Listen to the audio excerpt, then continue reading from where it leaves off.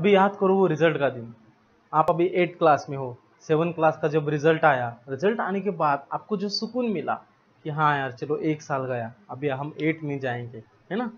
तो वो जो सुकून का समय रहता है, वो जो रिजल्ट का दिन रहता है, 1 साल आप कड़ी मेहनत करके पढ़ते हो और उसके बाद आप एग्जाम देके पूरे पास हो जाते हो, तो उस दिन का महत्व आपको पता है।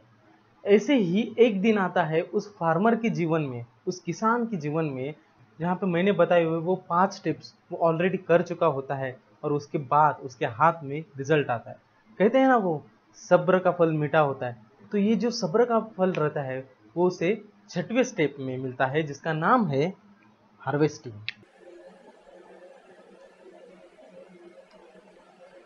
हार्वेस्टिंग में टिलिंग से लेके वीडिंग तक जो भी प्रोसेस होते हैं, उसके बाद जो रिजल्ट आता है, जो फसल आती है, वो फसल हमें हार्वेस्टिंग में देखने के वक्त मिलती है। तो क्या किया जाता है हार्वेस्टिंग में?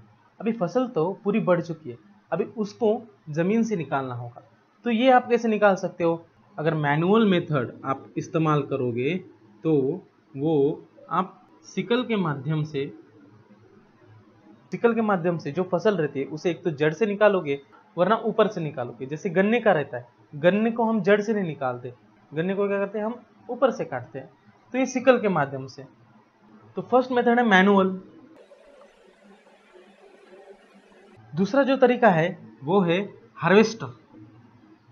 हार्वेस्टर नाम के मशीन का यूज करके।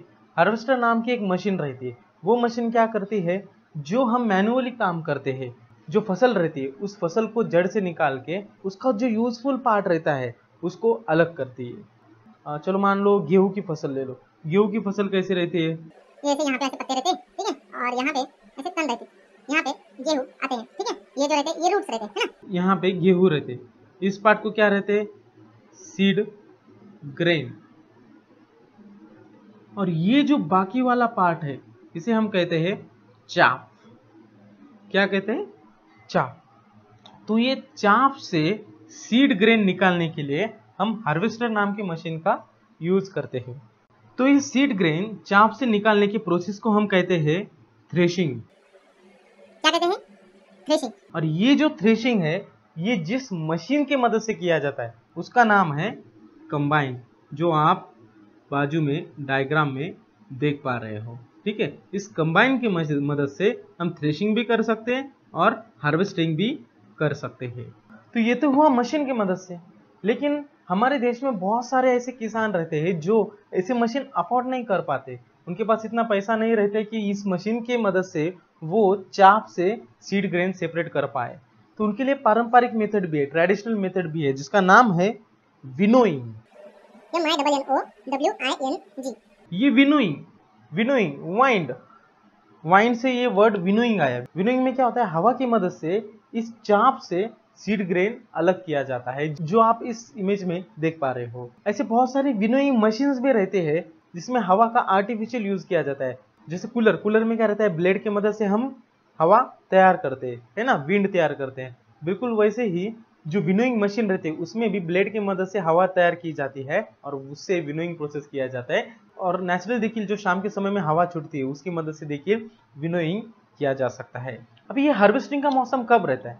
हमारे देश में अलग अलग जगह पे हार्वेस्टिंग के वक्त, देखो हार्वेस्टिंग यानी जैसे आपका रिजल्ट, अब जब आपका रिजल्ट आता है, आप जब पास हो उस वक्त आप खुशहाली मनाते हो। बिल्कुल वैसे ही हमारा किसान जब हार्वेस्टिंग के वक्त, जब उसकी फसल पूरी तरह से प्रोड्यूस हो चुकी रहती है, तो उस वक्त वो क्या करता है, खुशहाली मनाता है, त्योहार मनाता है। तो हार्वेस्टिंग के वक्त हमारे देश में अलग अलग जगह पे अलग अलग तरह के त्योहार मनाए जाते हैं। वो त्योहार अब हम देखते हैं। जैसे कि पहले बैसाखी ये जो हार्वेस्टिंग फेस्टिवल है ये पंजाब के साइड में मनाया जाता है। दूसरा है बिहू। बिहू नाम का हार्वेस्टिंग फेस्टिवल ये आसाम राज्य में ज्यादातर मनाया जाता है। तीसरा है जो पोंगल मनाया जाता है तमिलनाडु में। दिवाली तो पूरे हिंदुस्तान का त्योहार है, तो पूरे देश भर में मनाया जाता है। नबन्या ये जो फेस्टिवल है ये बंगाल और ज्यादातर आज के बांग्लादेश में मनाया जाता है। पश्चिम बंगाल। और होली का त्योहार भी करीबन पूरे देश में मनाया जाता है। देखो हमारे पास दो क्रॉप पैटर्न है, कौन से, खरीफ और रबी। खरीफ का मौसम कब खत्म होगा, जैसे दिवाली के वक्त। रबी का मौसम, रबी का मौसम कब खत्म होगा, मार्च अप्रैल के वक्त, मतलब बैसाखी के वक्त, ठीक है। तो इसका मतलब ये है कि जो क्रॉप पैटर्न है खरीफ और रबी, इसके एंड में ये जो सारे फेस्टिवल्स रहते हैं, ये जो हार्वेस्टिंग रहती है, वो एंड में किया जाता है। तो ये जो हार्वेस्टिंग फेस्टिवल रहते हैं, ये क्रॉपिंग पैटर्न्स के एंड में किया जाता है। तो आइए अब चलते हैं हमारे आखिरी पड़ाव की ओर, जिसका नाम है स्टोरेज। इतनी मेहनत करके 6 पड़ाव पार करके हमने हमारे हाथ में अभी फसल पाई है। जो भी ग्रेन्स रहते हैं, चलो मान लो चावल है, गेहूं है, ज्वार है, बहुत सारे धान है ना। तो इतनी मेहनत के बाद हम उसे पाए हैं, तो अभी उनको अच्छी तरह से उनका ख्याल तो रखना पड़ेगा, है ना। ख्याल यानी उसको स्टोर करना पड़ेगा, ताकि जो चूहे रहते हैं, माइक्रो ऑर्गेनिजम्स रहते हैं, उसे खराब ना कर दे। तो इसके लिए हम क्या कर सकते हैं, देखो ये जो ग्रेन्स रहते हैं, ये एक्चुअली बीज ही रहते हैं। इसका इस्तेमाल करके हम किसी और जगह भी उसी जाति का पौधा उत्पादित कर सकते हैं। तो हार्वेस्टिंग के बाद ये जो धान हम निकालते हैं, इसमें पानी की प्रतिशत ज्यादा रहते हैं, और अगर ऐसे बीज हमने किसी बंद रूम में रखा, तो वो मॉइस्चर की वजह से क्या होता है, खराब हो सकता है या सड़ जा सकता है। जो भी गीली चीज है, जो भी खाने की गीली चीज रहती है, वो जल्दी खराब होती है। ऐसा क्यों होता है, जबकि मान लो कौन सी रोटी हो, रोटी उतनी जल्दी खराब नहीं होती जितनी जल्दी दूध होता है। तो क्योंकि उसमें पानी की प्रतिशत ज्यादा रहती है, अगर उसमें पानी ज्यादा हो तो वो चीज जल्द से जल्द खराब हो सकती है। तो ऐसे ये जो सारे ग्रेन्स रहते हैं, चलो मान लो चावल है, गेहूं है, तो अगर आप इसे मॉइस्चर स्टेट में ही आप उसको स्टोर करेंगे, तो चांसेस ज्यादा है कि वो जल्दी खराब हो।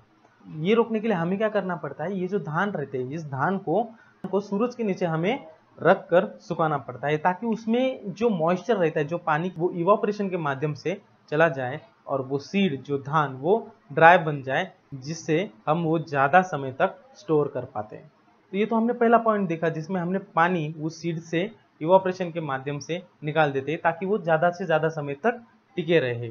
चलो मान लो इस समय फसल बहुत ज्यादा हुई है, तो उसको स्टोर करने के लिए हम ग्रैनरीज या फिर सिलोज का इस्तेमाल करते हैं। क्या करते हैं, ग्रैनरीज या फिर सिलोज का इस्तेमाल करते हैं। ग्रैनरीज यानी कोठार, मतलब बहुत बड़ी रूम, जिसमें हम बहुत सारी संख्या में अनाज लाके स्टोर करते हैं। दूसरा जो सिलोज है, सिलोज एक तरह के ग्रैनरीज ही रहती है, जिसमें हम धान स्टोर कर पाते हैं। और जो नीम के सूखे हुए पत्ते रहते हैं, नीम का जो पेड़ रहता है, उसके सूखे हुए पत्ते रहते हैं, इसको क्या करते हैं, हम जो धान के साथ मिक्स कर देते हैं, ताकि उसको कोई भी चूहे या माइक्रो ऑर्गेनिजम्स ना खा पाए। तो इस तरह से हम ये जो अनाज है, जो हम फसल के माध्यम से पाए हैं, उसको हम ज्यादा समय तक स्टोर कर पाते हैं।